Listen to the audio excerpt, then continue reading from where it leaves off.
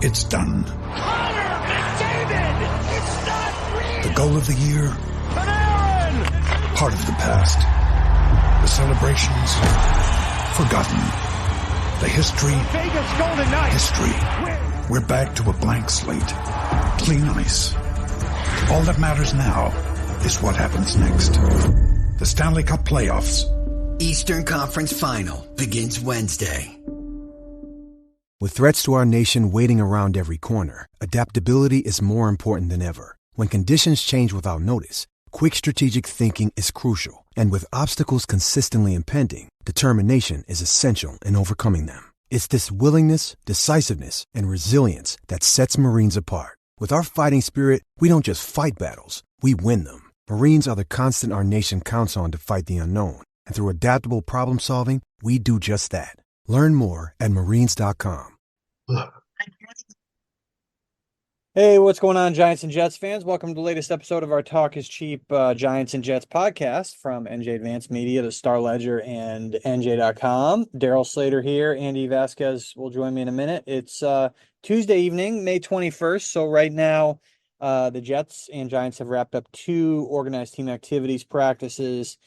The Jets had their first one that was open to reporters today. The Giants will have their first one that's open to reporters on Thursday. And so basically, yeah, I mean, these are spring practices, pretty low-key affairs, no pads, no contacts, mandatory mini camps, the same deal. And so there's 10 OTAs and then 2 or 3 of the mini camp practices, depending on if the teams do a team building thing on the last day. Anyway, we last talked to y'all after the draft, obviously, and recap that. Have not spoken since the schedule came out. Obviously, it's been a few days now, less than a week, but that's certainly something we can touch on, even though everyone already knew the opponents.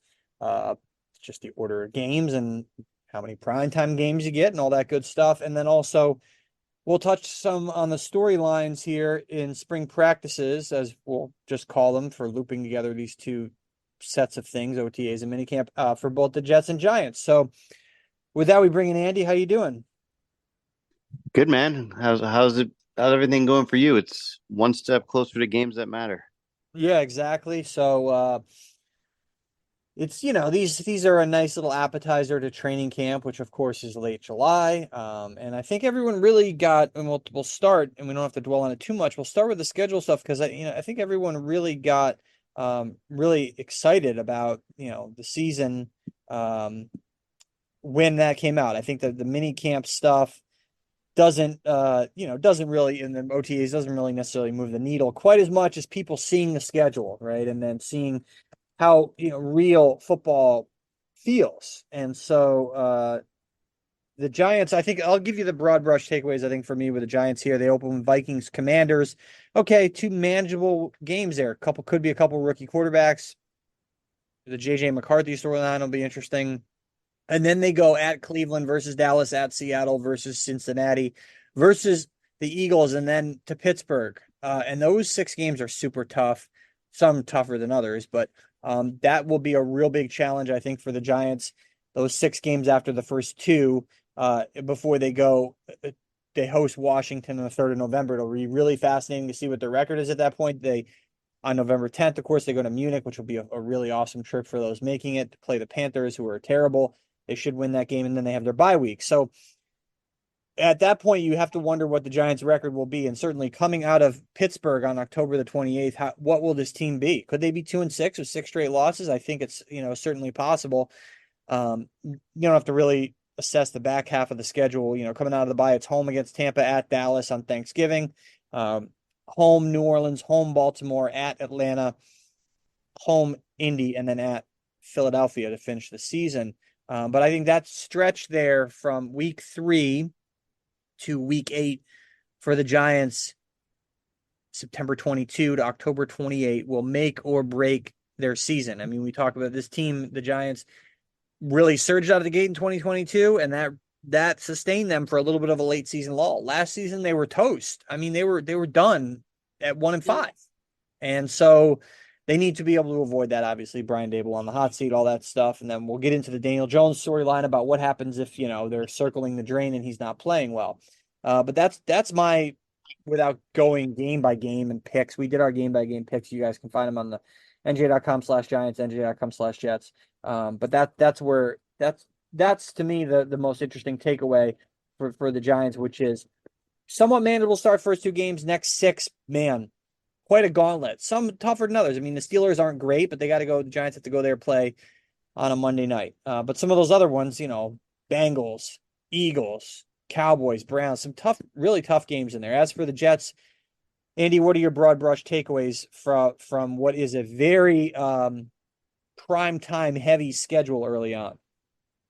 Yeah, it's almost like the league kind of figured it out, and it's funny. Obviously, one of the league officials who's involved in the schedule said that the Jets kind of owe them one, which I didn't realize that it worked out like that. But the Jets also owe their fans about 10 then, because things went so badly last year, and with a schedule that was obviously primetime heavy, but kind of like spread out. This time it's I think they're in prime time like 7 times, or I'm sorry, like almost all 6 of the times is in the first 11 weeks, and it's like 5 of the first 6 weeks, and obviously it captures your attention that they have 3 games in the first 11 days of the season, which is tough enough for any team, but for a team that's older and obviously is leaning on key veterans like Aaron Rodgers, like the Jets. It's going to be a steep challenge for them early, and also it's going to be a mental challenge for Aaron Rodgers, who obviously got hurt on Monday Night Football. Now will be returning with the season starting on Monday Night Football. So the Jets have three really important games right out of the gate at San Francisco. It's going to be a huge challenge, and then they go to Tennessee on a Sunday, and then on a Thursday they host the Patriots in the season opener or the home opener. So yeah, that's gonna be a huge stretch for the Jets, and then doesn't really get a ton of relief from there. The Broncos at home yet again. It's like I think it's the 5th straight year they'll play the Broncos, and um, they just can't kind of escape them, and might be getting a look back at Zach Wilson, and then they're on a plane to London, where they play Week 5 against the Vikings in a game that they should win, but it's not easy traveling to London. So you come out of that stretch and you return, and it's Monday Night Football against the Bills, and then a trip to Buffalo. I'm sorry, a trip to Pittsburgh, and a trip to New England. Yeah, and so look, I mean, It's just tough. Like it's yeah, like yeah. it's more of a they're a bunch of winnable games for them early in the season. It's just the way it stacks up. Like it's going to be tough for them to stay healthy through that stretch, and they're going to have some demons to slay in terms of ghosts of the past, in terms of Rodgers and stuff like that. And can they get to the bye late in the season? I think the bye is week 11.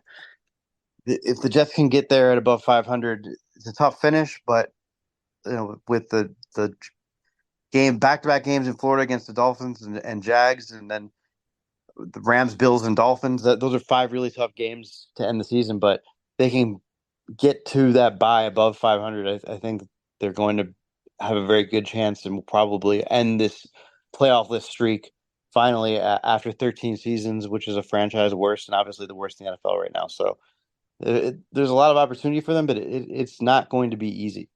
Yeah, in week 12 bye, and they didn't want the bye after London, which is week 5, because they felt that was too early, which okay. And so as far as the primetime games, you mentioned it's week 1, it's week 3, week 6, week 7, and week 9. That's 5 of the first 9. 1, 2, 3, 4, 5 of the first 9. Then week 11, that's 6 of the first 11 games. Yeah. Uh, I mean, and it's yeah, wild, and so this is the spotlight will be on them, and everyone will be oh, watching. And then they close We'll week see. 13 through 17. It's 5 straight 5 straight 1 o'clock, 5 straight 1 o'clock games. Is kind of funny to see that. Uh, Yeah, it's yeah, a, it's a wild, it's a weird schedule, but also it's not surprising. Like the NFL got burned by the Jets last year. It's not as easy to flex at the end of the season as people want to make it out to be. So they front loaded the schedule with the primetime games in the hopes that, if anything bad does happen to the Jets, which has been the trend over the last few years, they'll have more flexibility with their scheduling at the end of the season. But yeah, I think it's interesting to sink this many kind of primetime games into the Jets, considering how bad it has gone for them in years past, and the fact that it doesn't work like that. Just because the Jets owe them one or whatever doesn't mean it's not going to. Doesn't mean it's going to be a good year for them and that they're going to stay relevant. I mean, there are challenges and question marks, and it's going to be really interesting to see how um, if the Jets are able to stay relevant throughout the whole season when they're on prime time. I think that's obviously going to tell like everything you need to know about their season is if they should be on prime time when they get to those week 10, 11 games. If they're a good game to tune into, like they're probably having a good year, but it's going to take a lot of things to go right. yeah, of course, and we'll get into that now. And as far as the foundation, the groundwork being laid for the season, that really starts now here in the spring, especially for teams that have now the Jets. Obviously, these teams have returning coaches, but the Giants have a new defensive coordinator in Shane Bowen. And so I wrote something about those key kind of things to watch. Obviously, the big one here now is the quarterback situation for the Giants, right? And so Daniel Jones is recovering from the torn ACL. He's doing 7-on-7 work, but Drew Lock's getting all the team periods work because, again, the Giants didn't draft a quarterback. So I think this will be a fascinating thing to watch throughout training camp because, okay, how does Jones come off the torn ACL? Okay, maybe he is the week 1 starter, but that doesn't mean it's set in stone. Brian Dable is going to play, obviously, the guy who gives him the best chance, as he should, because it's a hot seat year. Everyone knows that. And then it becomes complicated with if the Giants are struggling, if Daniel Jones is struggling, and they know they're going to move on from him after the year, do you put him in bubble wrap because of his $30 million salary for 2025, $23 million of it is guaranteed against injury right now. And that means, of course, that if he tears his ACL again or something, a serious injury again, and he can't pass a physical next offseason and they want to cut him, they'll be on the hook for the $23 million. So that is a huge deterrent to playing a guy who hypothetically you don't want anymore, right? And it's a risk if your season's circling the drain. Now Drew Lock's not any good, okay? Like let's be honest here, the guy stinks. All right, let's say I know Daniel Jones hasn't exactly acquitted himself well. I don't think we're going to look at a situation where Drew Lock's going to beat out Daniel Jones in the spring or in the summer. It's certainly not in the spring, but like that's the thing people need to remember. It's like what are we talking about here? We're talking about Drew Lock. Folks, like, what are you doing? Like, he's not any good. I know that Jones isn't a star, but this guy is not good. All right. So, like, let's just cool it a little bit with, like, all right, well, he's not gonna win the job outright. He's not, okay, because he's not good. All right. That's just the reality of it. So but it is interesting to watch because he will get a chance to impress these coaches in the spring. And that's why you could see Locke starting, I think, at some point is the nature of the contract with Jones, or maybe heck, if Jones gets hurt again. As far as the other stuff to watch, just real quick going through it, for the Giants in the spring here, the offensive line, obviously, like where do they Evan Neal coming off ankle surgery. So where does he fit in? Jermaine Illuminor, probably going to, he's going to start at guard. He's going to be a guard for now. They need their line to play better. These are no pads workouts, right? So you can't really read into things that are happening up front, but it's about kind of position deployment and, having guys cross train, as they say, and learning different positions on the line. The big one, the most interesting one to me, perhaps outside of the quarterback thing is tight end. And they have to assume that Darren Waller is going to call it quits at some point. Maybe he'll decide he'll like let everybody know what he's going to do. But, is it Daniel Bellinger? Is it the round 4 rookie Theo Johnson who will be the tight end? And geez, I mean, this team is seriously lacking in weapons outside of Malik Neighbors with Saquon Barkley gone. And so, and speaking of that, Darius Slayton staying away from these voluntary workouts. Okay, big deal, right? They drafted a receiver. Like he has no leverage. He has no leverage. Okay, so That's the reality. He'll wind up showing up at some point. The other really interesting one to me, along with tight end, that you can kind of probably assess in the spring, because O-line is so hard to assess right now, is the secondary, because they need Deonte Banks to play like a true number one corner. He had an uneven rookie year. They need him to come in immediately, be that guy who they drafted in the first round last year. Now, who starts at the other outside corner spot? Did they put Nick McLeod there? I mean, they didn't really truly address that. Nick McLeod, or do they take Cordell Flott and take him out of the slot and put him outside? They've raved about his versatility. That would mean Drew Phillips probably starts in the slot. They're having Phillips begin his career, the rookie, the third round rookie, in the slot. So, okay, is he going to be the backup slot behind Flott with McLeod on the outside? Is he going to be the starting slot with Flott sliding going to the outside? And then Xavier McKinney obviously leaves. They replace him with second round pick Tyler Nubin. What a super green secondary this is. I mean, this is something really to watch. I mean, the other safety in Jason Pinnock is not exactly proven over the long haul, but just a really, really green secondary, young secondary. And they need Banks to take charge in year two. And it's not fair to expect Nubin in year one to be what McKinney was last year. Not fair at all.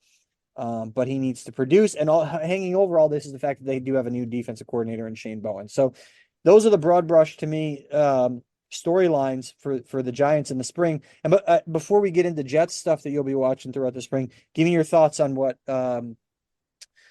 Bobby Kennedy Jr.'s pal had to say today. Oh man.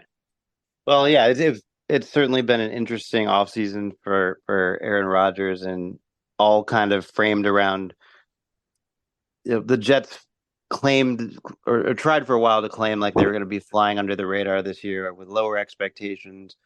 It's a nice little like kind of trick, but it's not going to be like that, as the NFL proved when it drew up the schedule. And just, if you really look at this Jets team, it's pretty obvious that they are better than they were a year ago. They're just better positioned than when they were a year ago, when they were hyped up like that. And it's just because they're deeper and have more talent and experience. It's for all the bad things that happened to them last year, for some of these young guys to kind of get the chance to establish themselves, especially like a Jermaine Johnson. Let's not forget, Sauce Gardner and Garrett Wilson are already both near the top of the league in their respective positions, and they're both moving into year three, where especially Gardner, who's already clearly in that conversation for the best cornerback in the league, and Garrett Wilson is clearly been able to be close to that level when you consider that he's catching passes from Zach Wilson and God knows who else over the last 2 years, and still cracked 1,000 yards both times. I mean, there's a strong argument that both those guys could take a big step and be even better. It's going to be how much their younger players like those guys develop, and then how healthy their older guys can stay. They obviously need Rodgers on the field for the vast majority of the season for anything that they're talking about in terms of being a contender for the playoffs or a Super Bowl to realize itself. That goes without saying. But there's other guys like Tyron Smith, who missed 37 of 67 games over the last 4 seasons. He was out at OTAs. That's a good sign.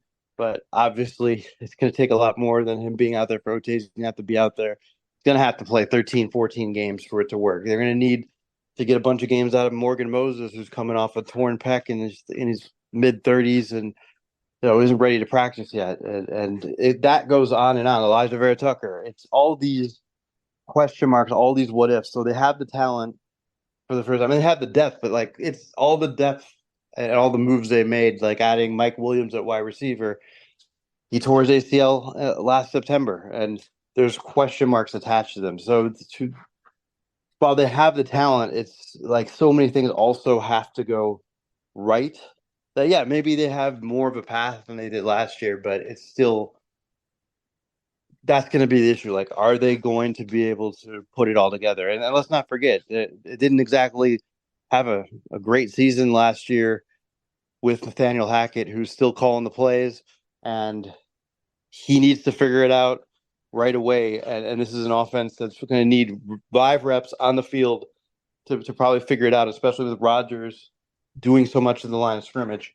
And they're not going to get those live reps until the season starts. So, and they play 3 games in 11 days. So there's a whole bunch of challenges there for them to overcome. And I think like the excitement is going to be more warranted than it was last year, but also the stakes are higher because they're this might be the last year for Rodgers. Like the window is, if it's even open, it's barely propped open, and nobody knows how long it's going to stay open. So um, it's a very interesting time for the Jets, and I think they've done a really good job of kind of building the talent that they need. But there's so many what ifs attached to it that it's hard to see how it's actually going to work. But you could also see it them being better than expected, just because so many of those young guys can still like take a step in the right direction. But yeah, it's going to be these questions that are going to get answered day by day. And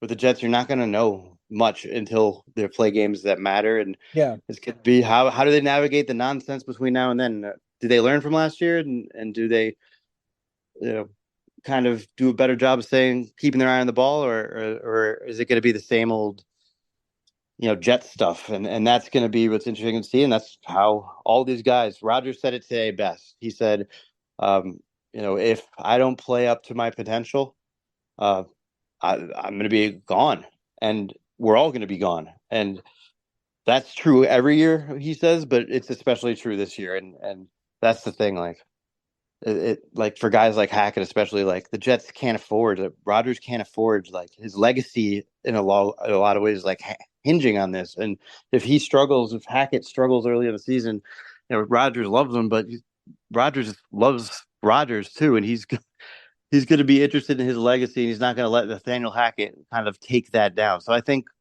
like there's so much pressure, and the same goes for Salah. Uh, you know, if things go bad early, there's going to be a blame game too, and that's a whole another interesting dynamic to this whole situation. The amount Right. of pressure that's going to be on this team. In the meantime, what are the biggest questions you think, position battles, et cetera, for this thing that they're trying to sort out? I mean, we know it's going to be Rodgers. We know what the line's going to look like. Yeah, What are the spots that are kind of going to begin to be up for grabs here in the spring, similar to say like tight end with the Giants? And what about that? yeah. There's not many. I mean, I think sneakily right tackle will be up in the air because Morgan Moses, if he's not ready for the start of camp, that's where Ashanu is going to maybe have a chance to start camp in that role, and you could see him not giving it back his entire rookie year if he plays well. And then the Jets will just worry about moving him to left tackle next year when it's unlikely that Tyron Smith will be back, no matter how good or poorly this season goes. I think that's the one position. There's not a ton. I mean, it's going to be interesting. Slot receiver. Do they use the rookie Malachi Corley? Is it Xavier Gibson?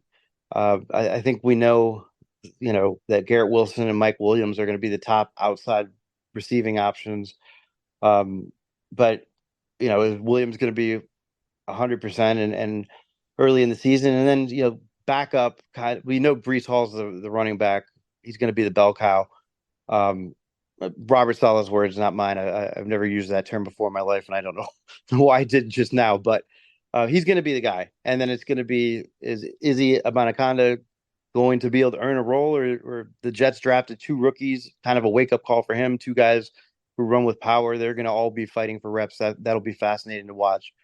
And then the defensive side of the ball, it's really only safety that's not set. And Ashton Davis and Chuck Clark, I think, are going to battle it out for a starting job there, and at strong safety, and otherwise their defense is set, and the key is going to be kind of staying healthy, and their defensive line is not the same in terms of depth as it was now that they've lost John Franklin Myers and Bryce Huff, but also they brought in Hassan Reddick, and that's going to, I think, give their defense a chance to be like truly one of the top 1 or 2 in the league if Reddick can continue kind of terrorizing quarterbacks the way he did in Philly. And the Jets, are throwing 3 of the best cornerbacks in the league out there, and Sauce Gardner, DJ Reed, and Michael Carter in a slot. So that's, I think, defensively, they have a chance to be even better. And you can see that carrying them through some of those early offensive struggles they're going to be inevitable. It's just how quickly are they going to be able to pick that up? But yeah, they don't have a ton of position battles. It's just going to be how healthy can they stay, and that's an open question for every NFL team. But it's the Jets. How far they go, how much they do is going to be almost exclusively dependent on that. Yeah, and then we'll bring it back to quarterback to wrap it up. Of course, Daniel Jones. I don't know if he'll talk during the spring. Probably. I mean, I think everybody has to talk, even if they're injured or not. But I mean, gosh, you could not have a bigger difference between a guy who says absolutely nothing and Daniel Jones. Well, certainly in career accomplishments, but not really fair to compare anybody to Rodgers in terms of the success on the field. But he got a guy in Jones who was got the personality of a dead moth in terms of at least how he presents himself to the media. And I'm sure it's different. But with Rodgers, away from that, I'm sure when around his people he knows, it's a little different. With Rodgers, there's no hiding it. I mean, I think that's kind of who he is. Maybe he's even more outlandish around his pals. Who knows? But Yeah. I said, I mean, I guess, to be a fly on the wall of a Bobby Kennedy Jr. fundraiser where Rogers is holding court, but or maybe not that poor fly. But so yeah, look, I think that you'll hear from Jones this week, and he'll say all the things that you'd expect him to say. I think he did talk. He did actually talk at the start of spring, with start of like workouts, right? So when they get together, they do these like they lift and stuff. They do what athletes do, lift and run, like things that we don't do. You and I are not doing that, but so before they start lifting weights and all that good stuff in the middle of April, they do conference calls with us or Zooms, whatever. And Daniel Jones is on, and he had like absolutely zip to say about the fact that they basically tried to divorce him, and trade up for Drake May. What do you expect? I'm sure he'll be asked about it again, maybe not. Doesn't matter. He's not going to say anything. But so who cares at this point? It's not about what he says. I mean, it's put up or shut up time for him. Not to, he's not going to. You have to tell him to shut up. He'll happily do that. But this is it for him. The last year of the 2-year, $82 million contract. That's how any reasonable person should be referring to the contract. And yeah, I mentioned the injury guarantee thing that hangs over this whole season, along with the hot seat nature of Brian Dable's situation. And so, on the other hand, of course, Rodgers knows he could be gone, and he admitted it. But I'm just curious to get your thoughts on some of the other stuff Rodgers said today about the VP thing. And to me, it's like, okay, yeah, like obviously he would have had to not play in the end, he would have to leave his football job behind to be a VP candidate, number one. Of course, any reasonable person running for president would expect that. Not that Bobby Kennedy Jr. is a reasonable person, but also this whole charade is going to be over on November the whatever. Like, what are we doing? Like the Bobby Kennedy's. So why in the world would Rodgers even like? Okay, he's gonna retire, and then like it's November 7th. It's like, oh wow, he didn't win. I'm stunned. What am I gonna do? Like, what are we doing here? What are we doing? To me, it's like, why did he let it linger for so long? I mean, clearly he has to know that Bobby Kennedy's not gonna win. Not that he'd ever say that publicly, but yeah, he did let it linger a little while, right? The storyline. He never really addressed it until the last couple weeks. And there's some interesting things going on. Obviously, with Rodgers famously saying at the end of last year to flush the BS, while literally within a minute of that, like plugging an appearance the next day on another sports talk show where he was going to address his beef with Jimmy Kimmel. So, I mean, going from there, and then everything since then has been a clinic on not flushing the BS. And Rogers was asked about that specifically today, and he kind of basically explained it away, and said, well, it's not the season. I mean, once the season starts, it's all about football. And look, Rogers has a way of obviously talking out both sides of his. Yeah, yeah, exactly. He's rationalizing.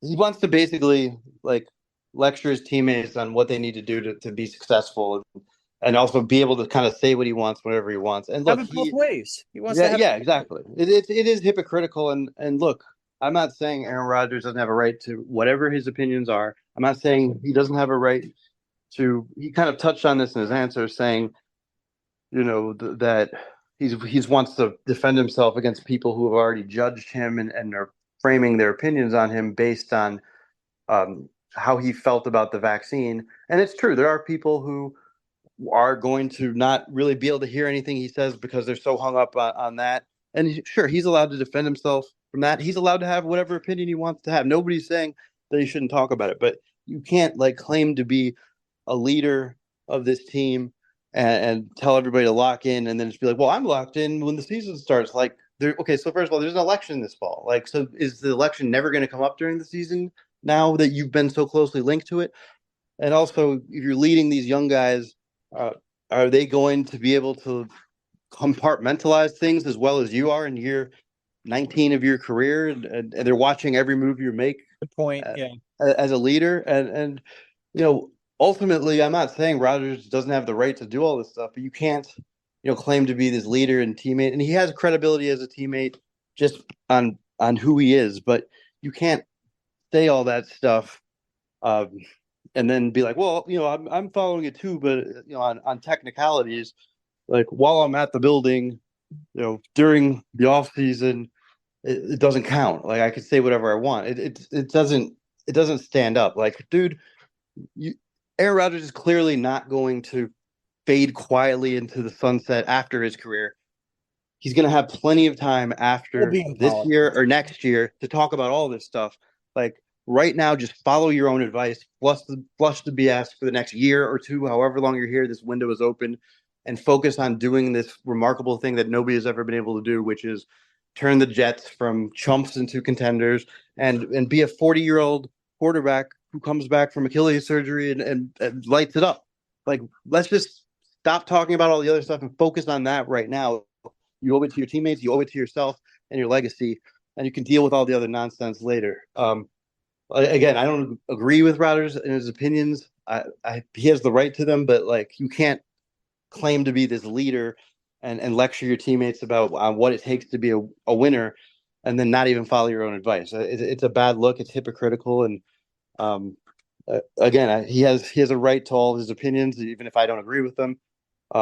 But you can't just say, "Oh, well, it's not a distraction because it's me." Like it is a distraction. It will become a distraction, and even now, like if they play well, nobody's going to think about this. Nobody's going to talk about it in November. But if they play like crap, he's already given countless people ammo to just fire away at him and the Jets if things go wrong. He's already made the stakes way higher and harder to overcome for them. And I don't think that's something the Jets need right now. Great points all. And yes, I think, pretty obvious he will be in politics for better or worse after his career is over. And in the meantime, I think the Jets just have to hope that all this stuff doesn't become, to use a Bobby Kennedy Jr. metaphor, appropriate metaphor, like a worm in the brain of their season. Oh, So my God, it's hard to keep up with all the ridiculousness and all the things that make you think that we really are living in a simulation. But it's for now, it's all relatively harmless entertainment when it comes to the some of this the Aaron Rodgers show, and it rolled on today interesting. when he talked to reporters. And so that would probably be it for him in the spring, I would think, in terms of talking to reporters. But anyway, yeah, so we'll see how the rest of the spring plays out. Like I said, maybe I think we'll hear from him at the end of okay. like a beginning of mini camp or something. He does look, this guy, everybody says like, oh, is he gonna talk to reporters? When's his next time? Like he doesn't mind doing it, and he's good at it. He commands the room, even if some of the stuff he says is maybe contradictory. But yeah, he knows how to kind of play the game and say the right things that are going to get people excited and the charming things. But again, that the problem is like if they struggle, it's not none of that's going to matter, as he learned last year. And he's right. It will be over quickly if he doesn't back it up with his play on the field. And yeah, he's put more pressure on everybody if he meant to or didn't. Yep, absolutely. And so we will do another one of these near the end of the spring, probably right after the spring. Wrap up the spring after mini camps. That'll be in mid-June, and then things kind of slow down quite a bit until training camp starts in late July. So we'll see you guys or hear you guys, or you can hear us back in the middle of June, unless something crazy happens, like injury or something like that, and hopefully that doesn't.